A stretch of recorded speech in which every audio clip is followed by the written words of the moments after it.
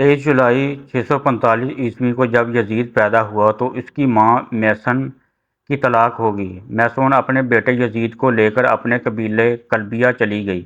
کلبیہ قبیلہ ابھی نیا نیا مسلمان ہوا تھا، جس وجہ سے ان کے رسم و رواج اور رہن سہن ابھی بھی بالکل عیسائیوں جیسا تھا۔ چنانچہ اسی عیسائیت کے ماحول میں یزید کی پرورش ہوئی۔ یزید بچپن سے ہی بندروں کو پال کر ان سے کھیلا کرتا۔ جب بڑا ہوا تو اس نے شراب پینا، شطرنج اور بے حیائی کے کاموں میں بھرپور حصہ لیا۔ آج کی ویڈیو میں ہم یزید کی بدترین اور عبرت ناک موت کا ذکر کریں گے۔ پیارے دوستو، انتہائی مخالفت کے باوجود بھی یزید 60 ہجری کو تخت نشین ہو گیا۔ تخت پر بیٹھتے ہی یزید نے مدینے کے گورنر عتبہ کو خط لکھا کہ عبد الرحمن بن زبیر، عبد الرحمن بن ابی بکر، عبداللہ بن عمر اور سیدنا امام حسین سے میرے بیعت لی جائے۔ جب ان سب نے یزید کی بیعت کرنے سے انکار کیا تو یزید نے دوسرا خط یہ لکھا کہ نواسہ رسول سیدنا امام حسین سے زبردستی بیعت لی جائے۔ اس لیے گورنر مدینہ حضرت امام حسین کے پاس آیا۔ اس نے کہا کہ یزید مجھے آپ سے زبردستی بیعت لینے کو کہا ہے۔ جب حضرت امام حسین نے دیکھا کہ اگر میں نے یزید کے ہاتھ پر بیعت نہ کی تو مدینہ میں قتل و غارت ہو سکتی ہے، تو آپ وہاں سے ہجرت کر کے مکہ پھر کوفہ کی طرف نکل گئے۔ حضرت امام حسین کے ساتھ آپ کے گھر والے اور کچھ اصحاب کرام بھی موجود تھے، لیکن 18,000 کوفیوں نے حضرت امام حسین کی بیعت توڑ دی، جس کے بعد سے میدان کربلا کا واقعہ پیش آیا تھا۔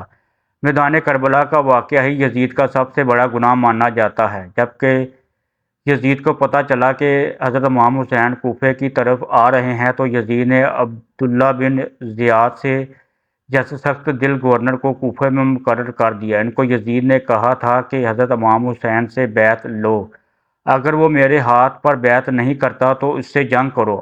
عبیداللہ ابن زیاد حکم کو مانتے ہوئے شمر اور عمر بن سعد نے کربلا کے میدان میں سیدنا حسین اور ان کے ساتھیوں کو 3 دن تک کچھ کھانے پینے کو نہ دیتے ہوئے ان کو شدید پیاس کا احساس دلایا کہ ان کو شہید کر دیا گیا۔ میدان کربلا میں شمر جیسے بدبختوں نے ایسا ظلم کیا جس کی مثال تاریخ میں مفسرین لکھتے لکھتے آنسو بہاتے ہیں۔ میدان کربلا میں سیدنا حسین کو شہید کرنے کے بعد ان کی عورتوں کو بھی قید کر لیا گیا، بچوں کو بھی قید کر کے طرح طرح کے ظلم و ستم ڈھائے گئے۔ جب سیدنا حسین کا سر مبارک یزید بدخت کے سامنے لایا گیا تو اس کمینے نے آپ کے سر مبارک کی بھی بہت توہین کی۔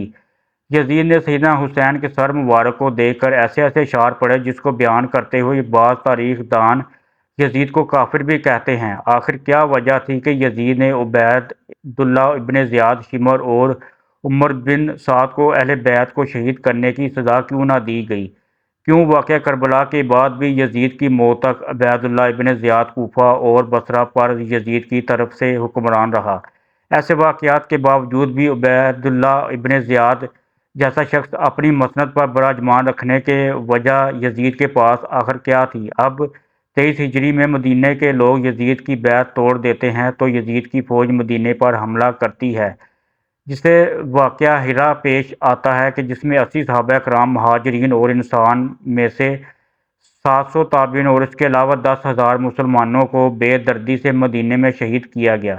صحیح مسلم میں تقریباً 15 احادیث موجود ہیں جن کا لب لباب یہ ہے کہ آپ صلی اللہ علیہ وآلہ وسلم نے فرمایا، جس نے اہل مدینہ کو ڈرایا، اہل مدینہ کو دمکایا، مدینہ والوں پر ظلم کیا، اس پر اللہ کی لعنت، اللہ کے فرشتوں کی لعنت اور تمام لعنت کرنے والوں کی لعنت۔ لیکن یہ یہاں پر ہی نہ رکا اور مدینہ کے بعد مکے پر بھی حملہ کیا گیا اور خانہ کعبہ کی عمارت پر بھی سنگ باری کی گئی۔ بس پھر یزید کو دی گئی اللہ پاک کی مہلت ختم ہوتی ہے۔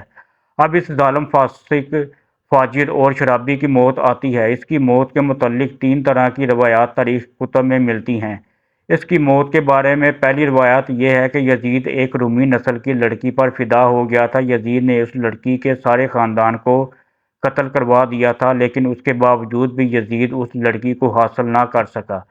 ایک دن وہ لڑکی یزید کے محل میں آتی ہے۔ وہ لڑکی یزید کو کہتی ہے کہ میں اپنی جان دے دوں گی، لیکن تیرے جیسے قاتل درندے کی محبت میں گرفتار نہیں ہو سکتی۔ ایک دن لڑکی نے سوچا کہ میں اپنے خاندان والوں کا بدلہ یزید سے لیتی ہوں۔ لڑکی نے یزید کو رنگ ریلیاں منانے کے لیے ایک جنگل میں اکیلے بلایا۔ ویرانے میں یزید شراب پی پی کر مست ہو گیا۔ وہ لڑکی نیم عریاں لباس پہن کر یزید کے سامنے بیٹھ گئی اور وہ شراب پیتا رہا۔ جب لڑکی نے دیکھا کہ یزید شراب میں چور ہو چکا ہے تو اس کو بستر پر لے آئی اور پھر مستیاں کرتے کرتے یزید کی گردن کاٹ دی۔ پھر وہ لڑکی وہاں سے غائب ہو گئی۔ کئی دن تک یزید کی لاش جنگل میں ہی پڑی رہی۔ یزید کی لاش کو چیل اور کوے نے نوچ نوچ کر برا حال کر دیا تھا۔ جب یزید فوج کو یزید کی لاش کا علم ہوا تو انہوں نے اس کی لاش کو دفنا دیا۔ دوسری روایات میں اس طرح سے بیان کیا گیا ہے کہ 64 ہجری کو یزید کو ایک بہت ہی خطرناک بیماری لگ گئی تھی، جس کی وجہ سے اس کی آنتیں جل کر سکڑ گئی تھیں۔ وہ مچھلی کی طرح تڑپتا تھا۔ جس طرح مچھلی پانی سے دور ہو کر تڑپتی ہے، یزید کو بہت ہی پیاس لگتی ہے۔ وہ پانی کا گھونٹ اپنے منہ میں ڈالتا تھا لیکن پانی اس کے گلے سے اندر نہیں جاتا تھا۔ اس طرح یزید 3 دن تک تڑپ تڑپ کر موت کی نیند سو گیا تھا۔ یزید کی موت کے بارے میں جو تیسری روایت ہے وہ کچھ یوں ہے کہ یزید بندر پالنے کا بہت ہی شوقین تھا۔ ایک دن یزید نے ایک بندر کو وحشی خچر پر بٹھایا تھا۔ خچر بہت ہی تیز تھا۔ یزید نے بندر کو خچر پر بٹھا کر خود اس کے پیچھے اپنا گھوڑا لگا دیا تھا۔ جب خچر جنگل میں پہنچ گیا، اس کے پیچھے پیچھے یزید کا گھوڑا بھی بھاگ رہا تھا۔ جب جنگل میں پہنچ کر گھوڑے نے حضرت امام حسین کے قاتل کو نیچے زمین پر دے مارا۔ یزید کا سر ایک پتھر کے ساتھ لگ گیا۔ یزید کا پاؤں گھوڑے کی رکاب میں ہی پھنس کر رہ گیا تھا۔ گھوڑا بھاگتا رہا۔ یزید جنگل میں درختوں اور پتھروں سے ٹکراتا ہے، جس کی وجہ سے یزید کا جسم کٹنے لگا۔ جب یزید کی لاش کو لوگوں نے دیکھا تو وہ کہنے لگے کہ سیدنا حسین کو شہید کرنے کی یہی سزا ہوتی ہے۔ میدان کربلا کے بعد یزید صرف 6 مہینے 3 سال کی عمر پا کر 14 ربیع الاول 64 ہجری کو ملک شام کی سرزمین پر 39 سال کی عمر پا کر کتے کی موت مر گیا۔ آج بھی اس کمینے پر عرش و فرش والے لعنت بھیجتے ہیں۔ اس کی قبر دمشق میں عبرت کا نشان بنی ہوئی ہے۔ اللہ تعالیٰ سے دعا ہے کہ وہ ہمیں آل محمد صلی اللہ علیہ وآلہ وسلم سے محبت کرنے والا اور آل پاک کی صحیح طریقے سے غلامی کرنے والا بنا دے۔ آمین۔